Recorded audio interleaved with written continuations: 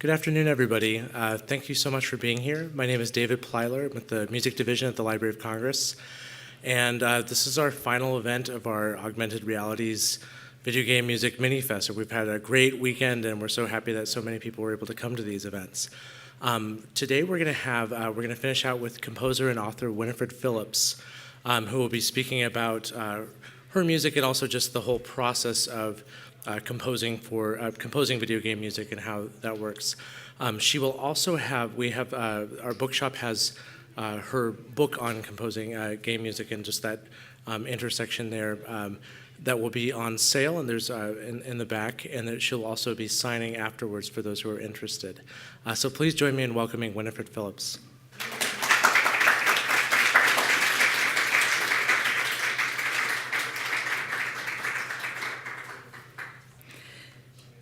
Hi, everyone. Thanks for attending my lecture. I'm honored to have been invited to speak at the Library of Congress. As David mentioned, I'll be taking questions at the end of this lecture, and if anyone would like to speak further, the Library of Congress shop has kindly arranged for a book signing that's going to be taking place right over there, so please feel free to join me then. All right, is everybody ready?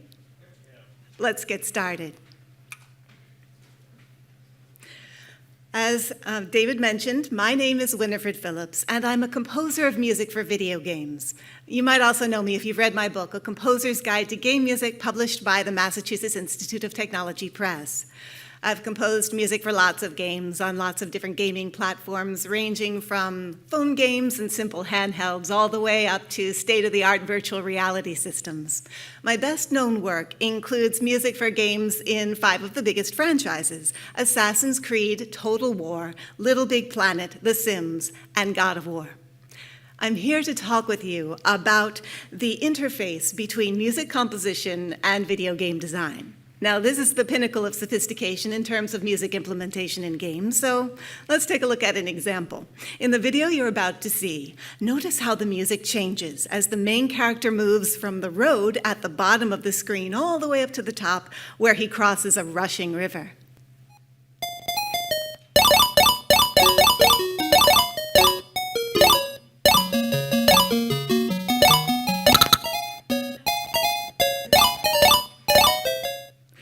So that was Frogger from Konami circa 1981, music by Takeo Watanabe. Let's take a look at the interactive music system. The game engine begins with a moderate tempo musical idea that accompanies our little amphibian while he's crossing the road. And then it switches to a more energetic motif for his perilous trip across the river. Now it's simple, but it was a major innovation in its time. And the basic interactive music technique in Frogger is still in use in modern games today, including one of my own projects, Assassin's Creed Liberation, developed by Ubisoft and just remastered and released for PCs, the PlayStation 4, and the Xbox One. Let's take a quick look at what going from the road to the river sounds like in Assassin's Creed Liberation.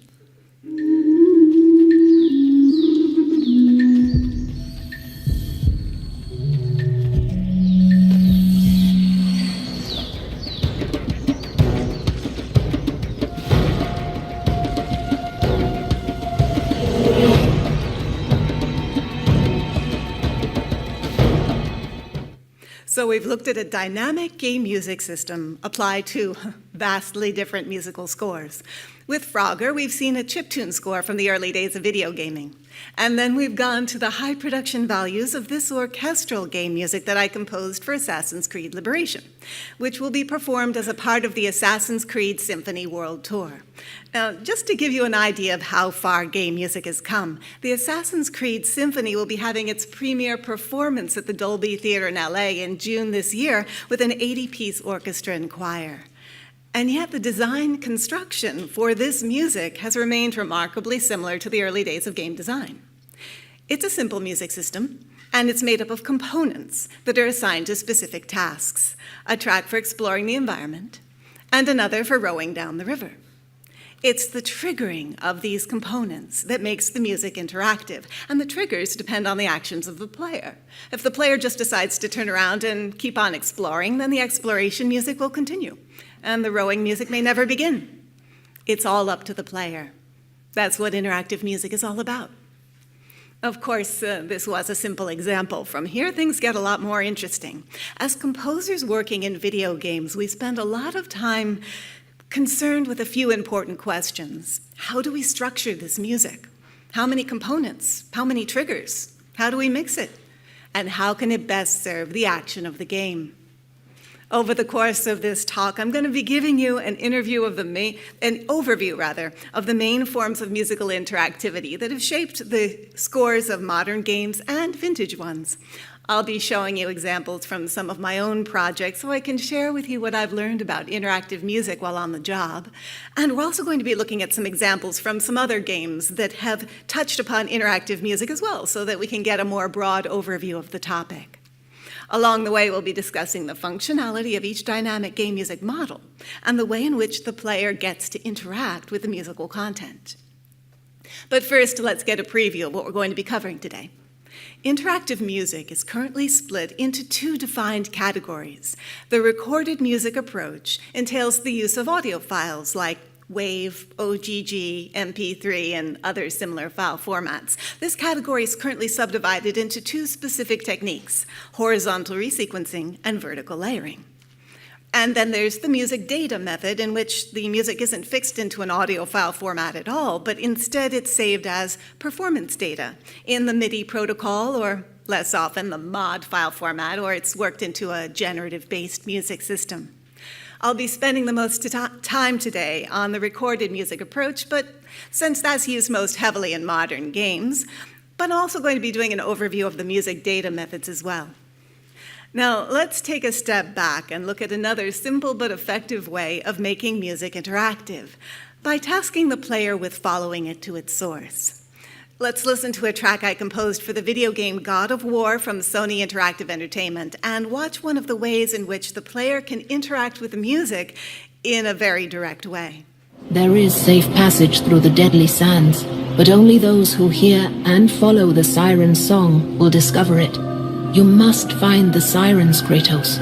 Only they can guide you to Kronos, the Titan.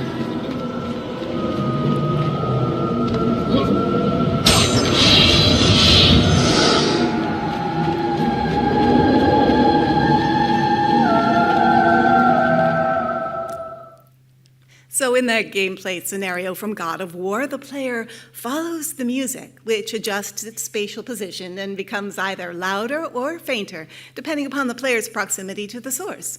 Kind of like a sophisticated version of Marco Polo.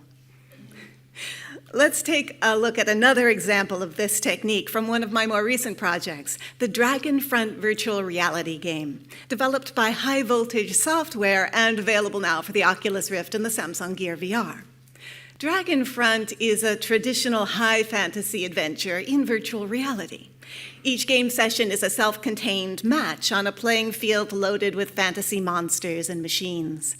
Now, with all this in mind, the music for Dragon Front had to convey a suitably bold and dramatic style, and this was especially important for the game's epic main theme.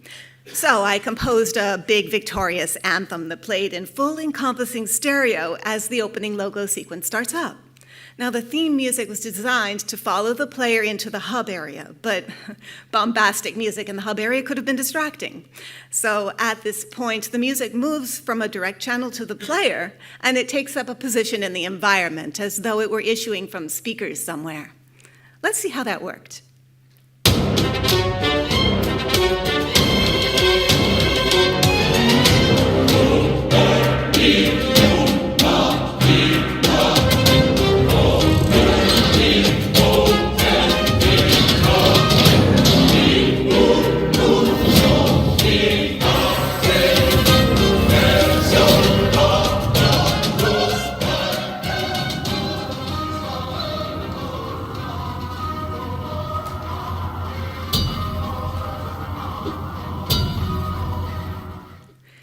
This becomes more fun in VR when players realize that they can actually turn around and locate the source of the music based on its position in the environment.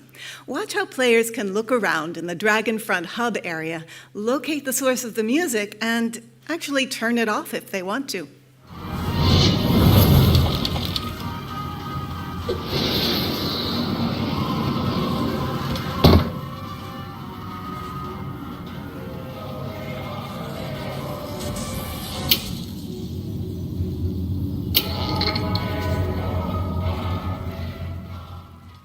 Putting music into the environment and allowing players to interact with it, that can be very powerful.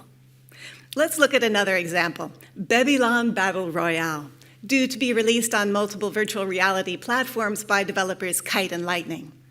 Babylon is an outrageous and wacky bumper car style game with a really unique visual aesthetic. The whole premise of Babylon hinges on immortal babies in over-the-top arena contests in a futuristic setting. Music during gameplay is represented by a group of in-game baby musicians. So the music originates from that source, and we're able to look over at the band and see the babies rocking out and playing their instruments in the VR world. Here's a video showing one of the game's baby bands performing one of the tracks I composed for Babylon Battle Royale. We are the Brass Knuckleheads.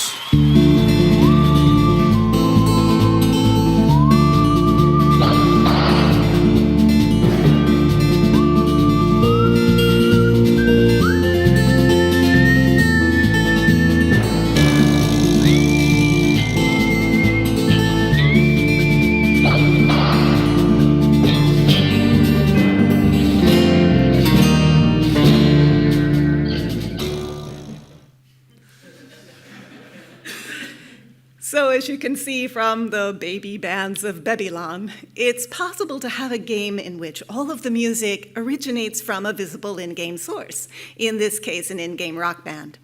Now, what I've noticed is that players really enjoy this sort of direct, tangible relationship with the music of a game, and the fun factor increases as the potential for player interactions with the musical score becomes more complex.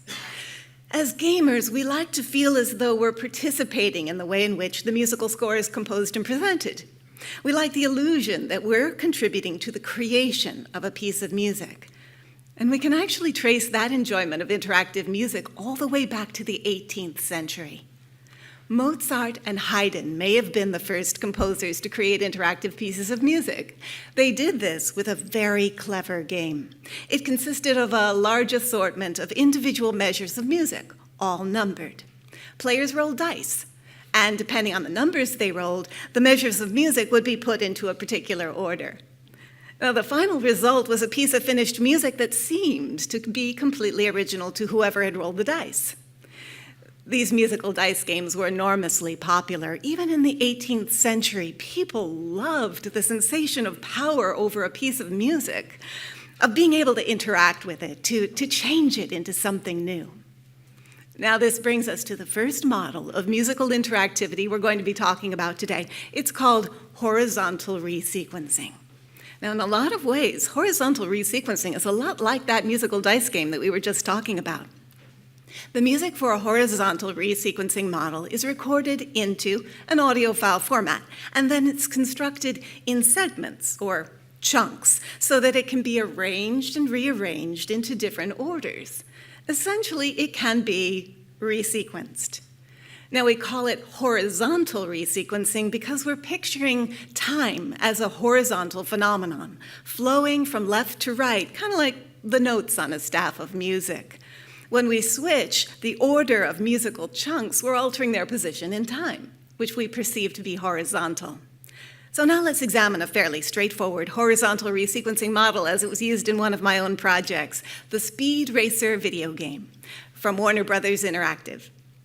In Speed Racer, players get to drive futuristic cars at over 350 miles per hour down Hot Wheels-style tracks that twist into loop-de-loops and impossible curves. Every now and then, players enter something that's called a zone mode, during which they're suddenly invincible, and they're traveling much, much faster than normal. The game used horizontal resequencing to enable music interactivity during the zone mode. Let's look at the component music files in some music production software so that we can see how those interactive chunks fit together. Every piece of racing music in the game had to be able to transition into zone mode. You can see here the main piece of racing music cross-faded into the zone mode track, which was always 15 seconds long. Once the 15 seconds had elapsed, the main racing music would pick up again seamlessly. Let's listen to the music first by itself.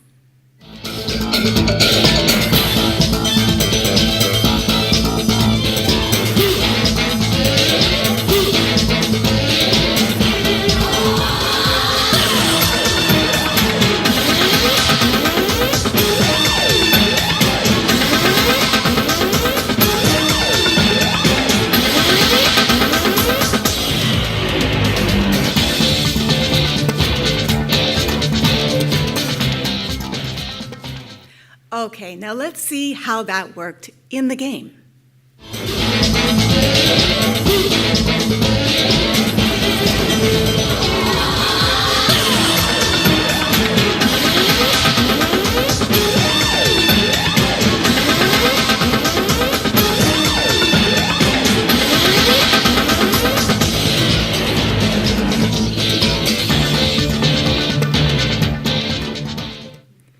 You can see that when the player exits the main racing gameplay and enters the zone mode, the music smoothly transitions into the zone mode track from the racing music. The two pieces of music were designed to be synced so that their tempos and their beats would align well throughout those transitions. Now, how can these sorts of transitions be accomplished?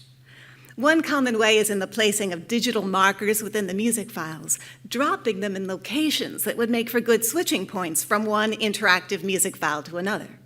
We might want to drop a digital marker on every single beat, making it possible to switch anywhere in a piece of music as long as the tempos and the measures were well aligned. Or we might drop markers at the start of every measure so that the music doesn't switch until the beginning of the next measure. We might even choose specific moments for the dropping of those digital markers, and the music wouldn't switch until those designated points had been reached. Now, the Speed Racer example included 2 chunks of music for dynamic switching, but, well, this is a fairly streamlined example of horizontal resequencing. Let's take a look at an example of this method that has more files involved. This is Tron 2.0. A futuristic game set in the world of the Jeff Bridges film about living computer programs in a digitized virtual world. One of the most interesting aspects of this video game is its music system, developed by Buena Vista Interactive and composer Nathan Grigg. In Tron 2.0, every music composition consists of a group of short chunks, most lasting from 10 to 15 seconds, and each encompassing about 2 to 4 measures of music. The segments could be triggered in different orders or sequences, and each segment included an ambient reverb tail that would overlap nicely with whatever musical content would follow it. Let's take a look at how that worked.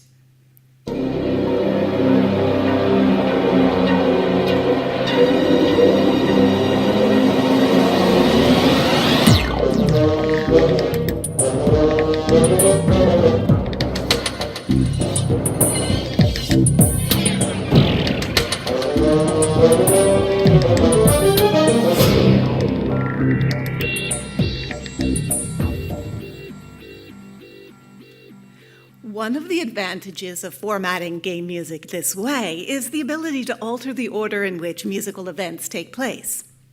Let's listen to those chunks now in a different order.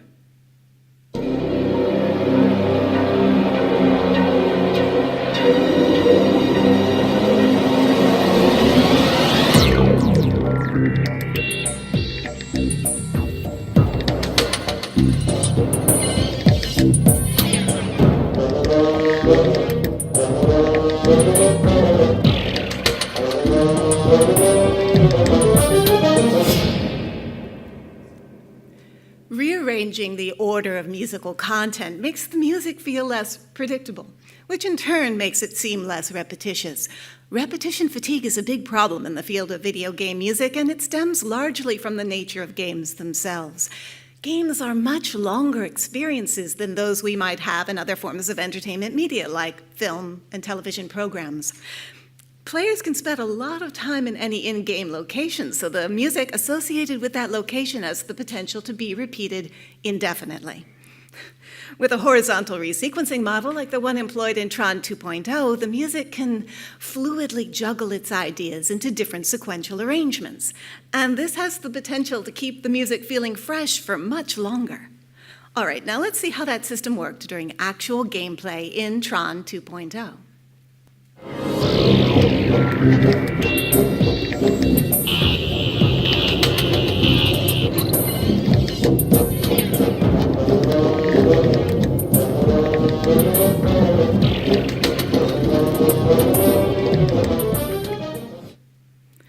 When we're preparing music for an interactive system such as this horizontal resequencing model, we have to pay close attention to the volume levels of all of the interactive components of the system, making sure that the overall perceived volume remains consistent and that the transitions feel smooth and natural.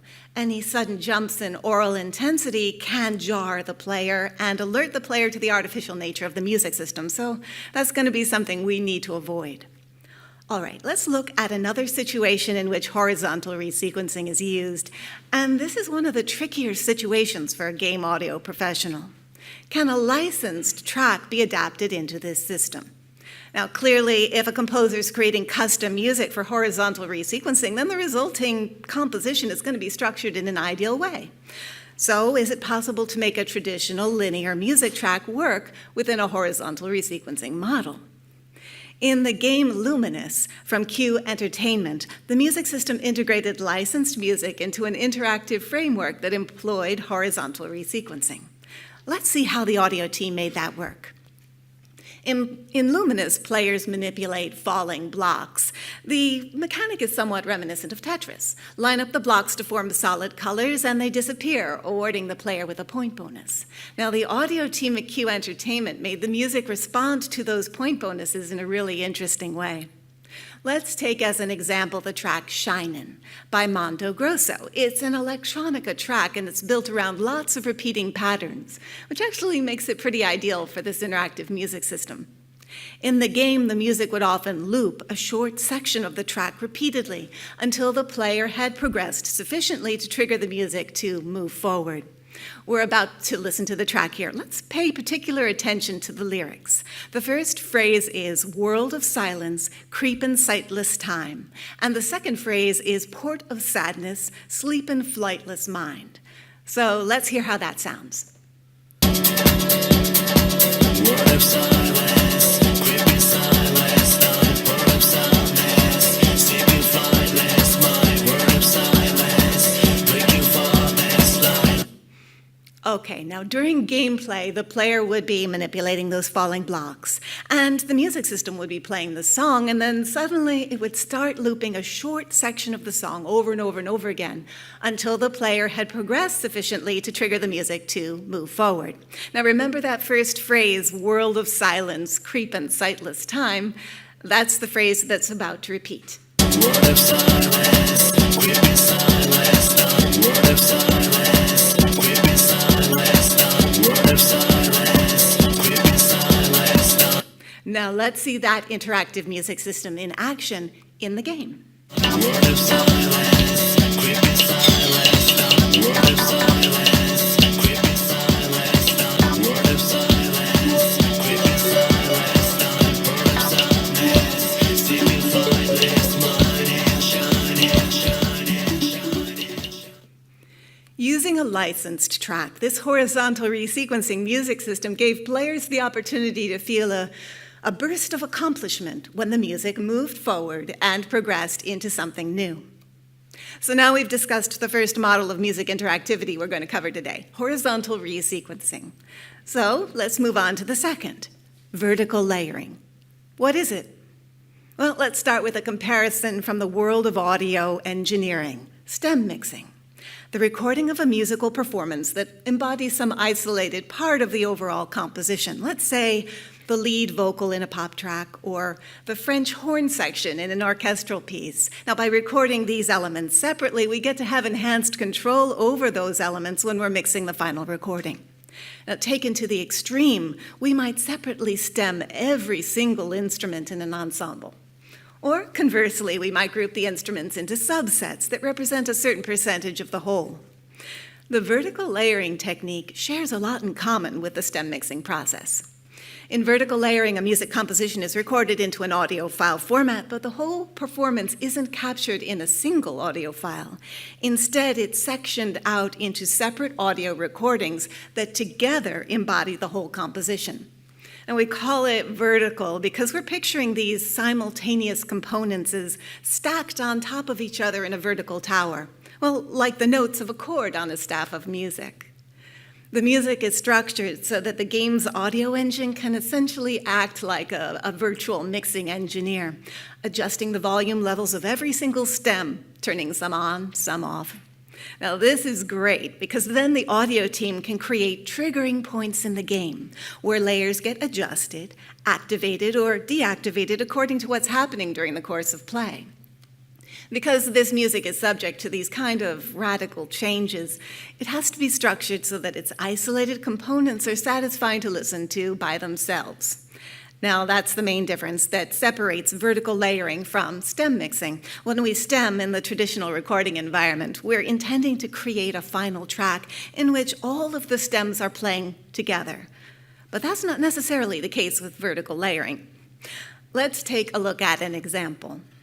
When I was hired to join the music composition team for Little Big Planet 2, the developers at Media Molecule had already created a pretty complex 6-layer system for vertical layering.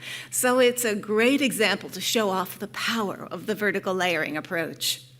Let's listen to a brief excerpt of one of the tracks I composed for Little Big Planet 2. This is Victoria's Lab, and here all 6 layers are playing at once.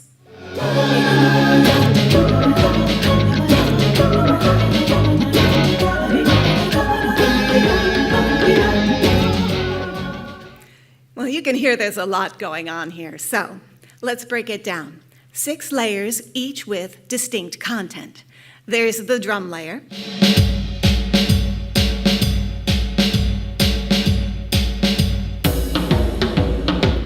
There's a layer with a small ensemble of cute instruments, including calliope, accordion, and beatboxing.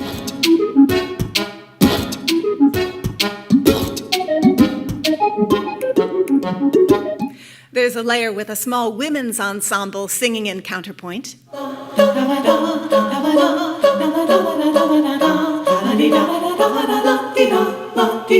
There's a layer for an orchestral string section.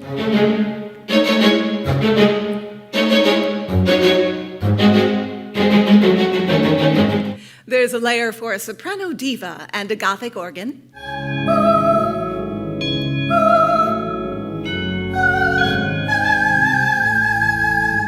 And finally, there's a layer for rock guitars and vocoder.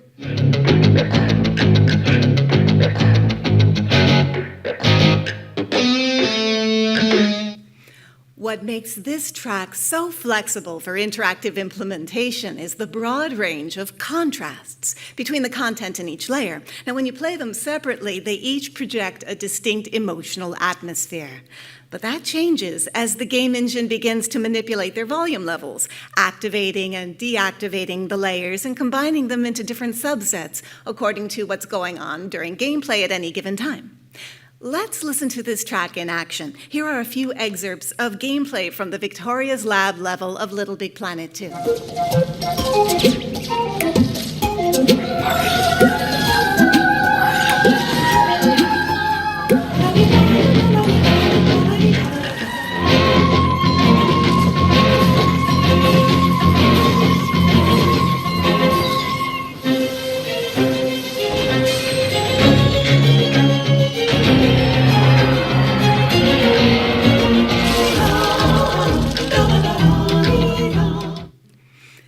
With vertical layers, the music can grow more complex, or it can simplify down into its most basic elements and still remain consistently true to a single musical idea. Now, we're aware that we're listening to the same track, but it seems to be magically morphing in sync with our actions.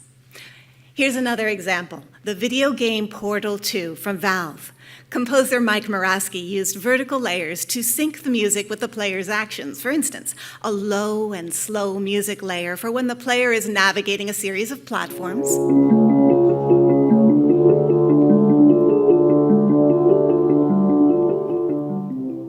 And a high, fast layer for whenever the player jumps.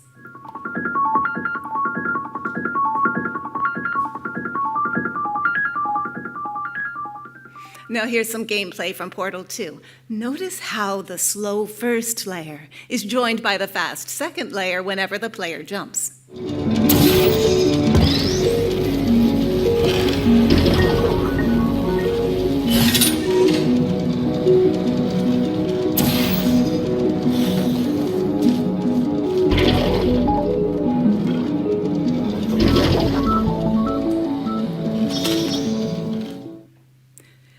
are two approaches to the construction and implementation of a vertical layering system: additive and interchange. In an additive model of vertical layering, the layers are structured so that even if the game engine plays every single layer simultaneously and at full volume, the final result is still going to be pleasing to listen to. Now, the Victoria's Lab example from Little Big Planet 2 was an example in the additive model, but, well, it was a fairly complex design, so let's take a look at something that's a little bit simpler. When I was brought on to compose the music for the Maw video game, the developers at Twisted Pixel Games wanted an interactive music system, and they asked me to design it. So I put together an additive vertical layering system with 3 layers. Now, since the Maw is a game about a one-eyed purple alien, I kept the music broadly comedic. For instance, in the Looferland level, there's a layer for slapstick situations.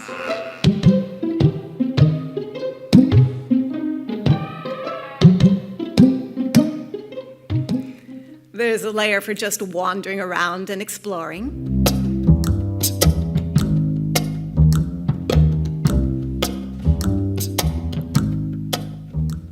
And finally, there's a layer for when the Maw gets superpowers and starts firing lasers right out of his eyes.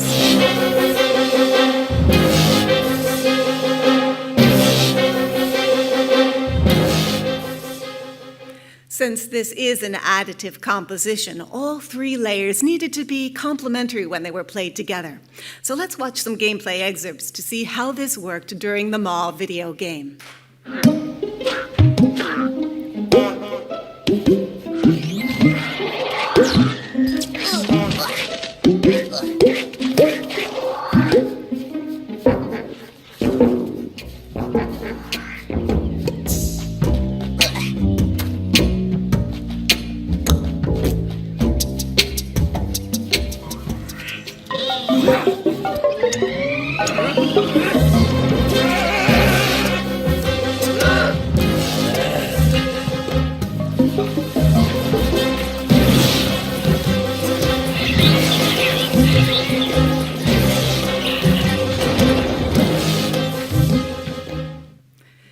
Now, the opposite of an additive model in vertical layering is a composition in which not all of the layers are designed to coexist. Instead, they replace each other, like interchangeable parts, hence the name the interchange method.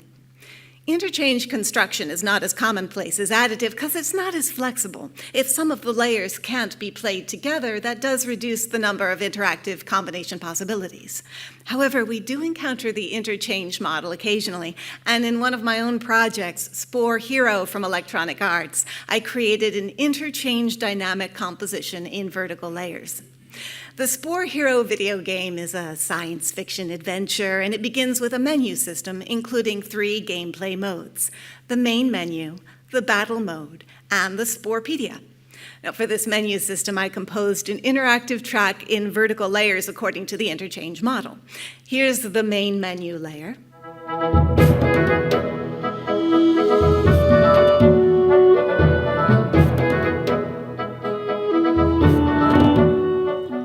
Now here's the battle mode layer.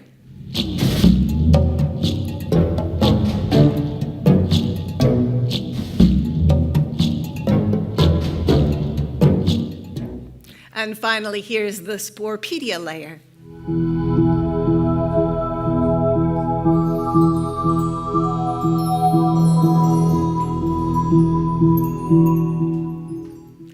The interactive music system was designed so that the layers could play together, creating a consistent atmosphere that avoided choppiness. For instance, when going from the main menu to the battle mode, the music of the main menu would continue to play softly underneath the battle mode layer. However, the Sporepedia layer never coexisted with the music of the main menu. Those 2 layers were interchangeable, but they were never simultaneous. Let's see how that worked in the game.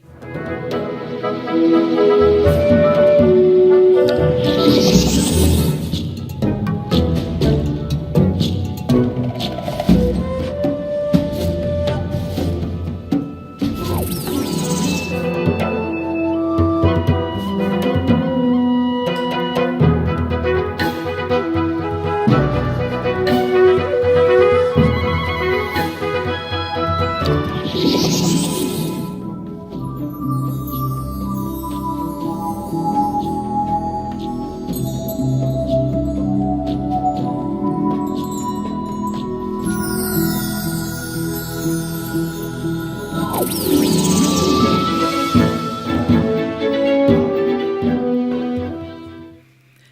now that we've explored vertical layering, let's take a look at an issue that can be pretty problematic for a game audio pro. Can a linear, non-interactive track be adapted into a vertical layering music system? Now, we know that custom music works, but what if the track wasn't written to be interactive? What would it take to make such a track work within an interactive system such as vertical layering? We can actually look to Hollywood for some inspiration here. Sometimes, when a music supervisor on a film selects a pop track for licensing, the supervisor will ask the artist to supply the music in its original stems. This is so that a custom mix can be created that's going to sit well within the final film. This is also a good strategy for a game audio designer trying to inject a little bit of vertical interactivity into a linear track. The developer Queasy Games used this approach to integrate linear tracks into a vertical layering music system for their Sound Shapes game. So let's see how the audio team made that work. First, they connected with the artist Beck, obtaining 3 unreleased tracks from him, which then they used as interactive music for 3 stages of their game. Here's a short sample of one of those tracks. This one's called Cities.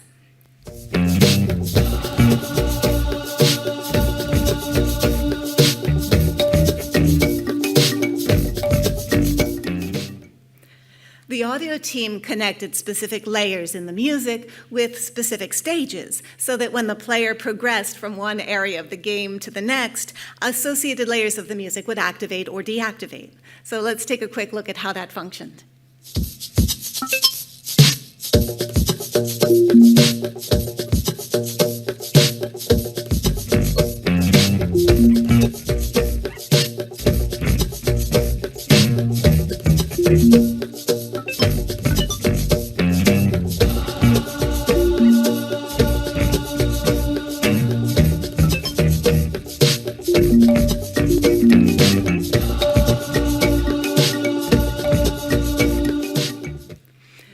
So players of the Sound Shapes game got the chance to feel a burst of accomplishment as they progressed and uncover different aspects of the music by virtue of its vertical layering music system. Now we've covered the 2 big methods that fall under the recorded music approach: horizontal resequencing and vertical layering. Most games that aspire to incorporate interactive music usually opt for one of these 2 methods, or even a combination of both. For instance, in Spore Hero, I created tracks in both the horizontal resequencing and vertical layering models. However, there's a second category that we haven't covered just yet, and it has both a long history in game design and an interesting future: music data. When we're talking about music data, we're specifically addressing music that hasn't been fixed into a recorded audio format, hasn't been rendered into a file like WAV, OGG, MP3, and so on. Instead, the music exists as a file containing a digital record of a musical performance and an accompanying sound bank consisting of instruments that will be triggered by that performance data.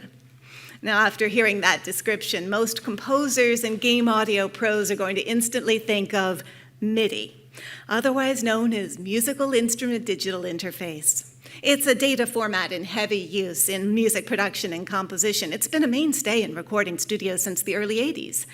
But to understand MIDI better, let's look at a comparison from the year 1917.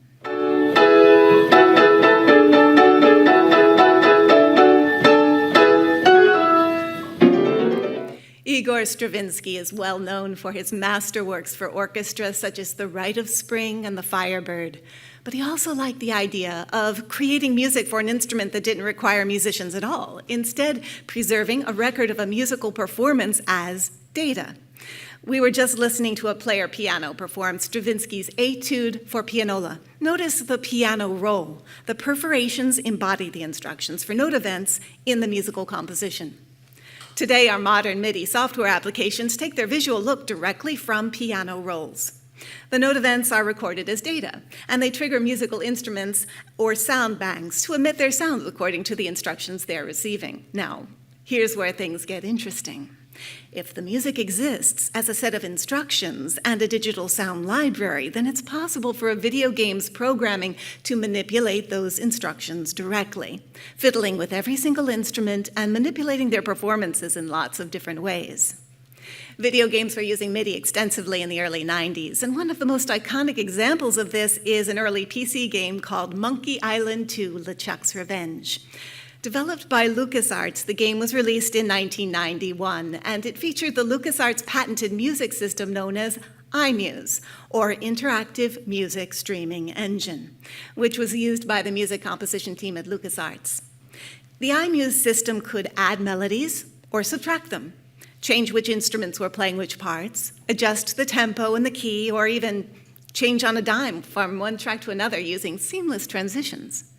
Let's take a look at this system in action as it switches from a general track for outdoor exploration to the music for the inside of a bar.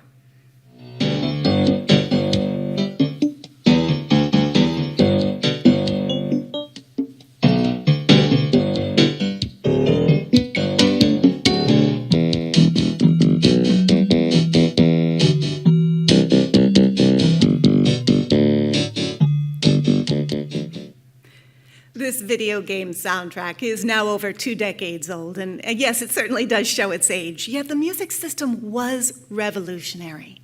And it led to a lot of the interactive music innovations that shaped the scores of modern games. Ideas such as vertical layering and horizontal resequencing were first tried using MIDI.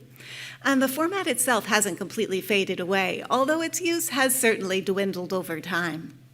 In the early 2000s, platforms such as the Nintendo DS made heavy use of MIDI, and that led me to my first MIDI project, Shrek the Third for the Nintendo DS. Activision had already hired me to compose the music for the console version of the game, so when they also asked me to create an all-new musical score for the Nintendo DS version, I got the chance to learn a lot about creating a MIDI game score. For Shrek the Third DS, I was allotted only 1.5 megs of memory for the game's score. That was both for the MIDI data and the accompanying sound library. That's a very small memory budget. So it wasn't going to be possible to create a lushly atmospheric score with that. Instead, I concentrated on a quirky mix of retro synth elements that could cope with the low-resolution sound files and the restrictions of the Nintendo DS hardware. For each track, I composed a backing groove and 3 interchangeable melodies that would correspond with whatever character happened to be active at the time, either Shrek, Puss in Boots, or Arthur. So here's an example of that system.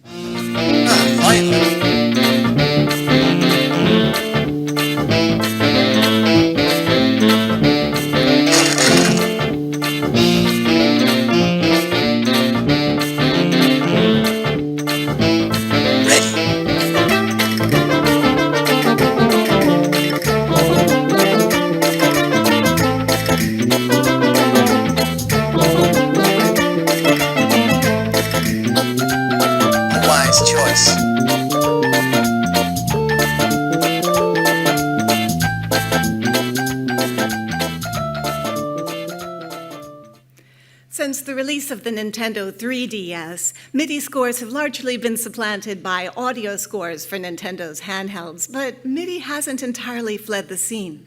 For instance, some major Nintendo console games in the modern era still feature MIDI scores, and this includes games from some of Nintendo's biggest franchises. Here's an interactive MIDI-based score from the music team of The Legend of Zelda: Twilight Princess.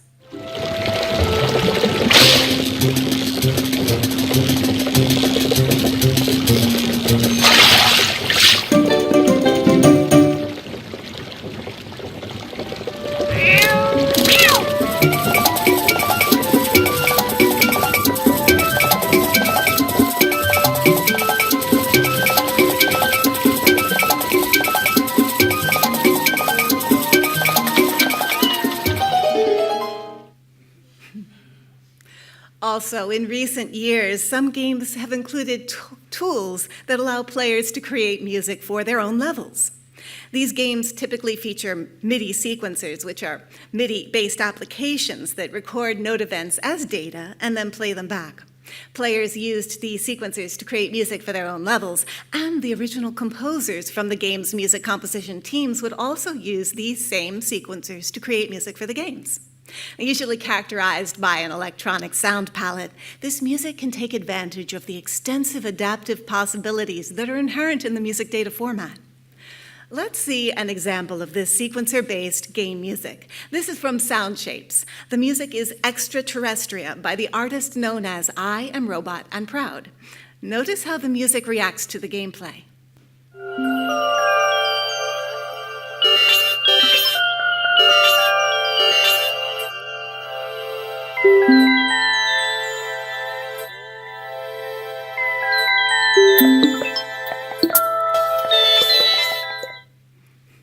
Now let's take a quick look at another example of this sequencer-based interactive music data composition, this time from Little Big Planet 2.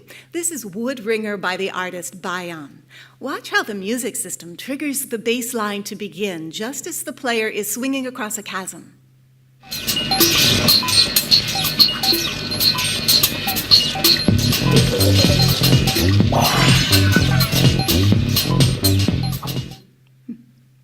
Now let's talk about another music data format that was tremendously popular in the early days of game development, and it's still in use in modern games today.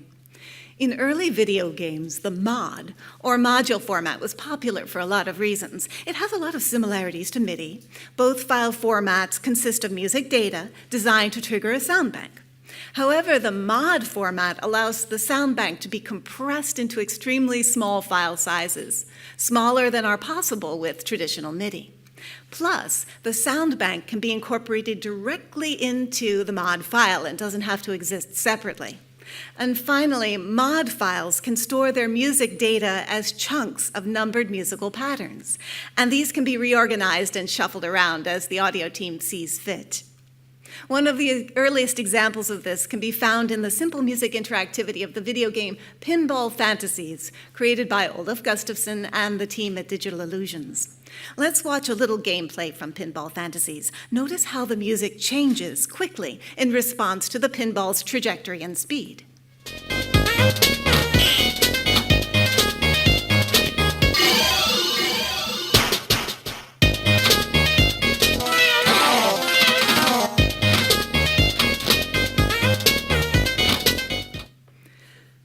The mod format is still being used in modern video game scores, particularly in the casual game sector. A good example of this is Bejeweled 3 from PopCap Games. Composers Alexander Brandon and Peter Hajba used the mod format to incorporate layers and tempo changes into the music they composed for this game. In the game's lightning mode, the tempo of the music accelerated very slowly over time. So let's look at a video that shows a few slices of gameplay so you can see how the tempo changed.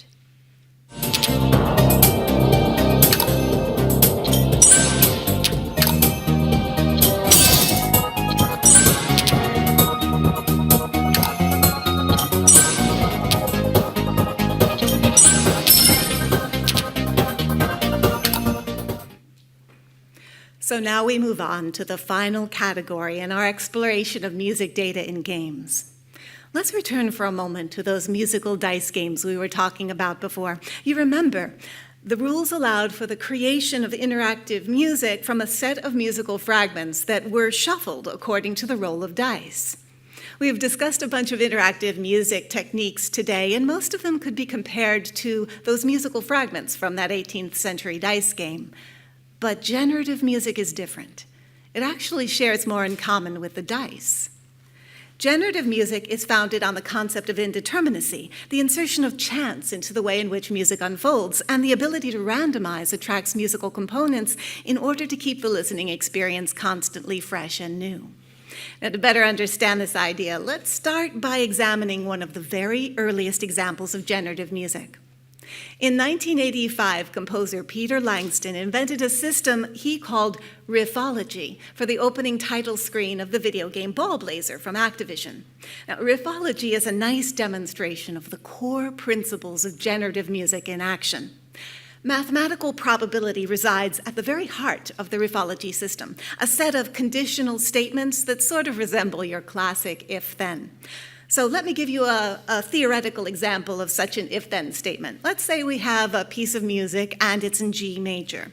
The melody's just sounded in F sharp, so what comes next? Well, that depends on how the probability rules have been defined in the system. So let's say if the melody has just sounded in F sharp, then a G natural will follow it 80% of the time. The next note will be a D natural for 15% of the time.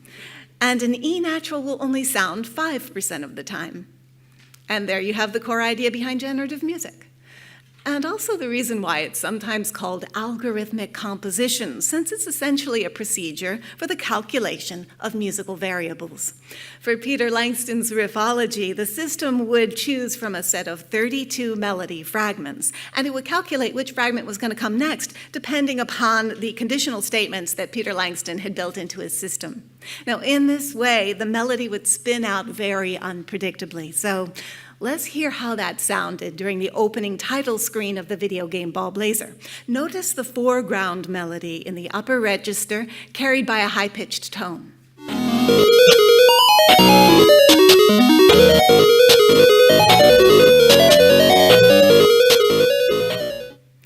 That fast-paced melody and the high-pitched tone, well, it wasn't particularly striking, but it was unpredictable, and that's really the point. Generative music doesn't offer us the promise of memorable tunes, but it does create melodies that avoid repeating themselves. And that addresses the issue of repetition fatigue that we were talking about earlier. Now, where generative music becomes interactive is in the involvement of the player in changing the variables that the algorithm uses to calculate musical probability. So let's look at a more modern game that included a generative score. In one of the levels of the Electroplankton game from Nintendo, the player is tasked with changing the angle of leaves, altering the trajectory of little red fruits that emit bell-like tones as they bounce off the foliage. Let's see how the music team made that system work.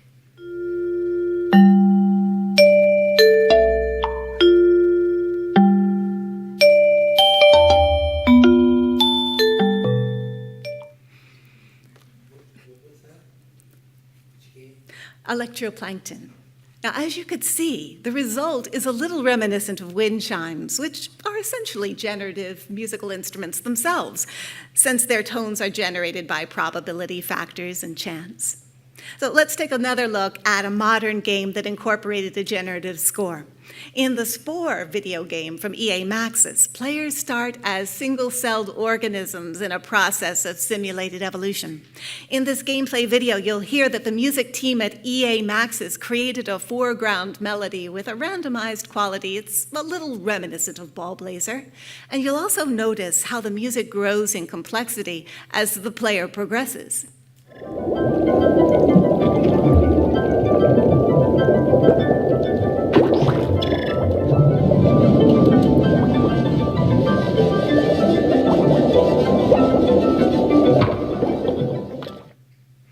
So we started with Frogger, a perky amphibian, and we're concluding with Spore, another lively aquatic creature. So essentially we've ended right where we began. You'll remember we began this talk to explore the interface between music composition and video game design. We've looked at a lot of different systems. We've explored their structure and their uses. I've shared some of my personal experience as a composer of interactive music for video games, and we've also checked out a lot of other interactive game music systems from both the past and the present.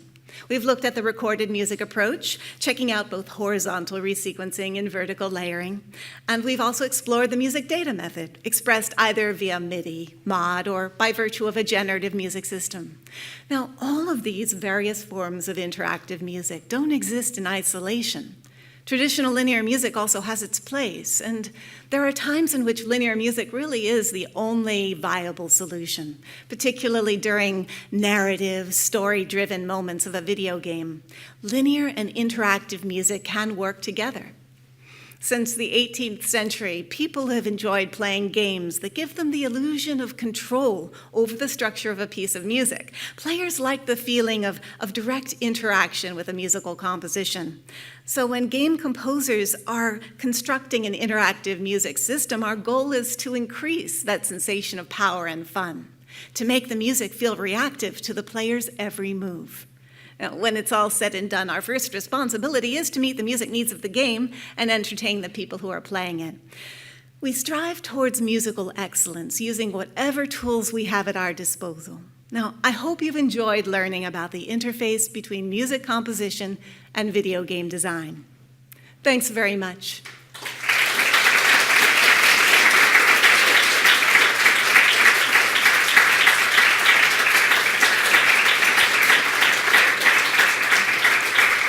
Thank you. Well, now we've come to the Q&A portion. So if anyone has any questions, please remember to share your name and speak into the microphone. It's going to be coming around.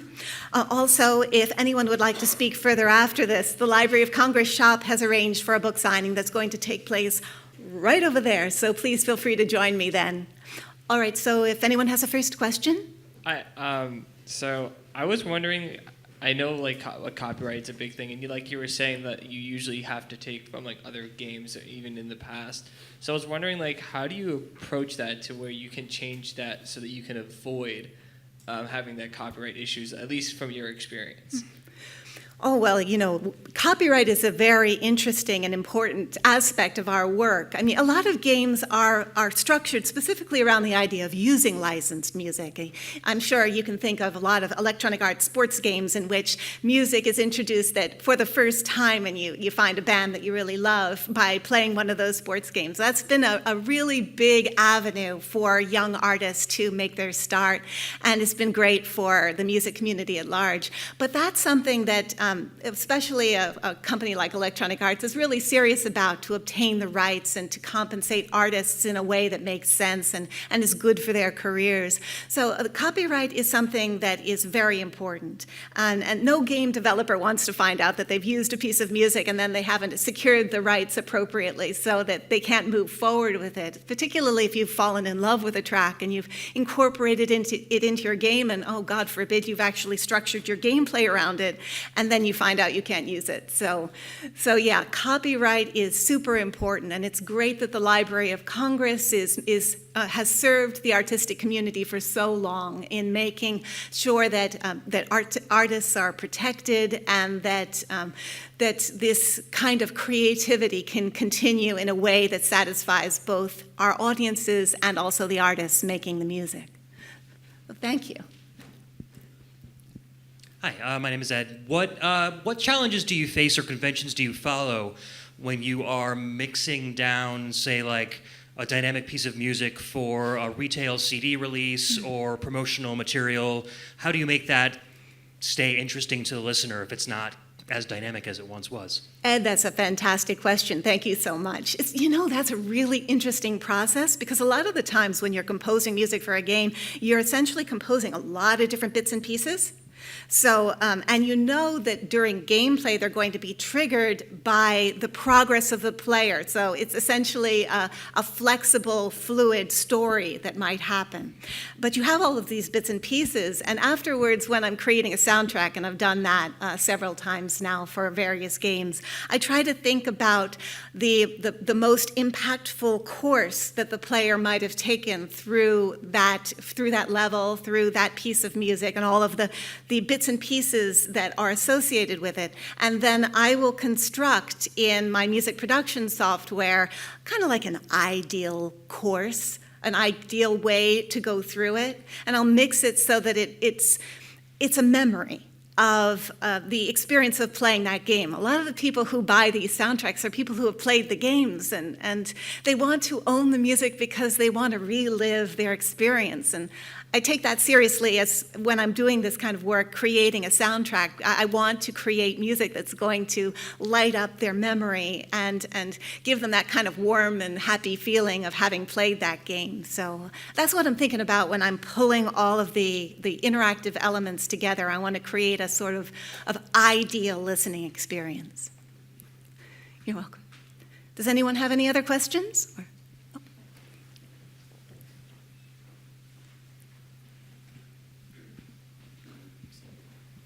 Hi, my name is Vincent Fasano.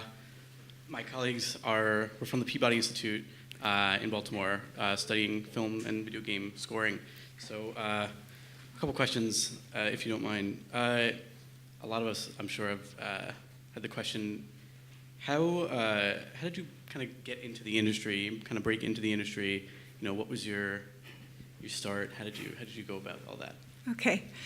That's actually a really interesting question, Vince. My experience was a little unique. Before I got into the video game industry, I was working on a series called Radio Tales for National Public Radio.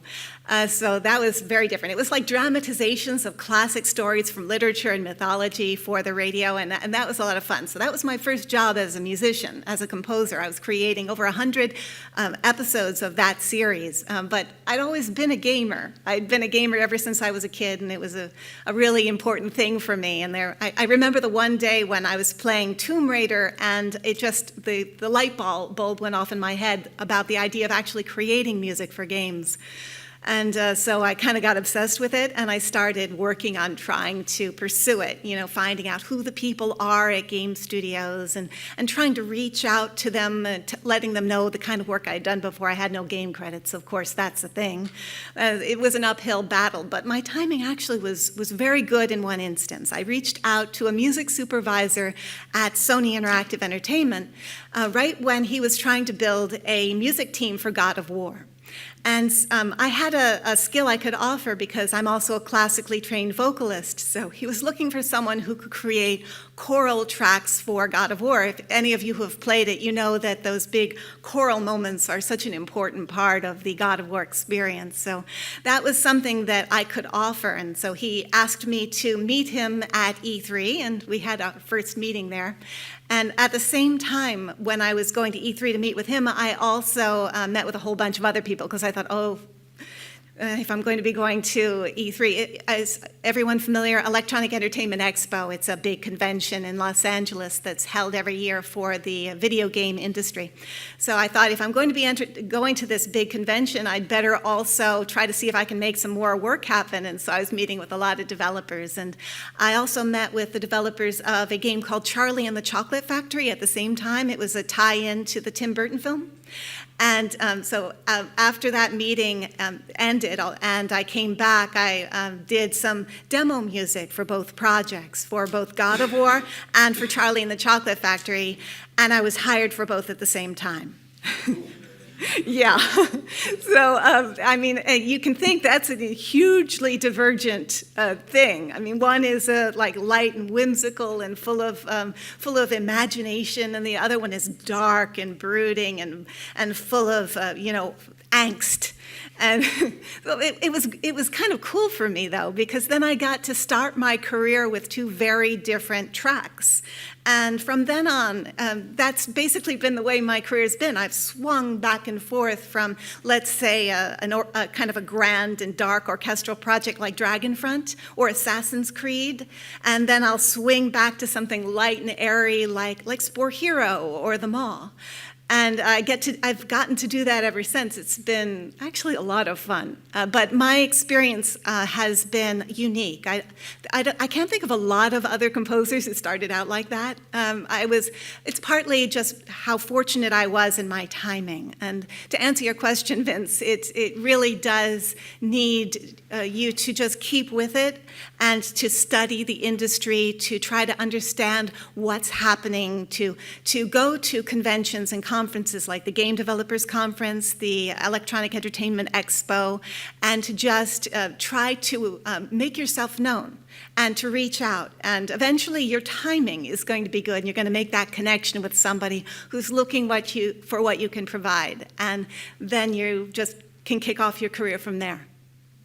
Thank you. I have one more question, if you don't mind. Sure. How often do you use virtual libraries in comparison to a real orchestra? Do you use virtual libraries more for mock-ups, or do you use it more for, scoring a game or something like that? Yeah, that's a great question.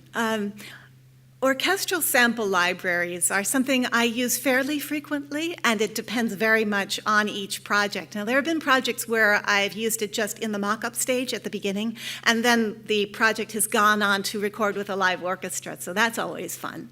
But then there are other projects where the budget is just not going to accommodate that. And one of the things that's important to me as an artist is the option of being able to work with both large studios and also indie teams that don't have the same kind of budgets. It allows me to do a wide range of projects that are exciting and creative. You get to work with young developers who are really hungry and you know, they have pie-in-the-sky dreams. But then you can also work with studios where there's a large infrastructure and a lot of resources. So I swing back and forth with that too. I've worked with both the orchestral sample libraries and the live musicians. I find that both are difficult disciplines, but very different in terms of their challenges. To make an orchestral sample library sound satisfying and realistic, it requires a minute attention to details and a really good understanding of how sample libraries work and how live musicians play, so that you can approximate that sound in a way that's going to feel satisfying for listeners. And on the other hand, when you're dealing with a live orchestra, you really want to be able to take advantage of the strengths of that medium and appeal to the expressiveness that a live orchestra or live soloists can bring. You're welcome. All right. Oh, do we have any other questions? Oh, over here. As someone who's like played musical instruments, but has never composed, if I were to try to make like an indie game or something, and I wanted to make my own music, what kind of recommendations would you have? You know, that is actually something that's happened quite a bit. I've seen development teams with the main developer also creating the music, and there was some really interesting games that have been created that way. One of the things that's cool is if you are a musician that's creating a game, you can kind of be creating the game with a sense of how the music fits into the mechanic of the game. Since you're doing both, I think that's actually really neat. So that's something that I've seen done, but I do think that if you haven't composed before, it might make sense to try to start doing some of that first before you try to bring those two elements together. I mean, they're very different disciplines, and you want to have like a basic skill set that you're comfortable with before you start taking something that's hard in and of itself, music composition, and then adding into it something else that's hard by itself, game design. You don't want to get overwhelmed. So the opportunity to just create music on its own, or if you are familiar with any student teams or teams that are being involved in game jams.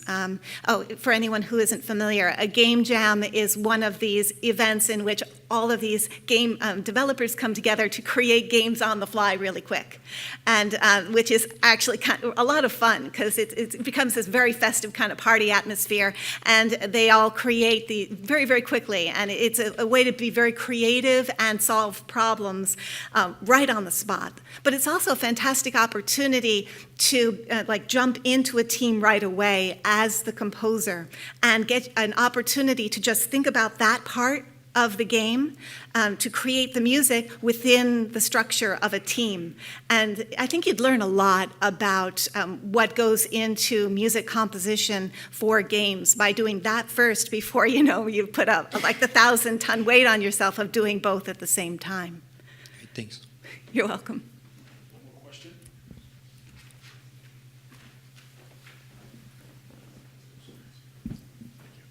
My name is Ira. I'm interested to know, given that gaming consoles, other platforms have grown so much in terms of their capacity, what limits do you feel are placed now or still on your budget, and what's your response then in terms of strategies that you bring to increase your expressiveness and what resources are available while still remaining within the resources allowed? Great question. Yeah, that's something that definitely becomes an issue from project to project. I honestly can't think of a single project I've worked on where budget doesn't become a factor, even when the budgets are very large, because there's always the opportunity to just have your ambitions explode beyond the boundaries that any game budget can accommodate. So we're always thinking about the logistics of it. But since I work on a lot of different kinds of projects, I work with big teams and small teams, I'm constantly coming across the idea that the music budget isn't going to accommodate a more ambitious musical score. So at that point, you triage the situation. You look at it and you say, how can I maximize the potential of a smaller amount of music so that it can provide coverage for a game and not become too repetitive, too annoying. You don't want your music to become a negative. You always want it to be something people love. So there are lots of ways to do that. Sometimes the music needs to be broken apart. When I talked about vertical layering, the idea of music broken apart into its individual layers, and then they can be used separately. So that makes one piece of music more flexible to cover a larger amount of time. It can morph and change and become more adaptive to what's going on. And that way you can use that same piece of music for longer and it can still be satisfying, doesn't feel repetitive. On the other hand, there's also the quite valid consideration of when music should settle back into silence. To give the player room to absorb the moment. When it should come in. Spotting a game and trying to determine where the music should be is also a way in which a small budget can accommodate the music resources. If you strategically place music in those positions where it's going to have maximum impact, where it's going to be meaningful, then you've used music smart. And you can still have a satisfying musical experience in a game without needing an enormous budget in order to accommodate it. So those are two approaches that can address the problem, but it's a continuing problem. Every game development studio wrestles with it at one time or another. I mean, we've all got the hope and the yearning to do something really special with music, and a lot of the times we can. And sometimes the restrictions can make us be creative in ways we couldn't have predicted. And then that is a way to grow as a development team or as an artist, as a composer. So these things, these challenges can serve to make us grow and become better.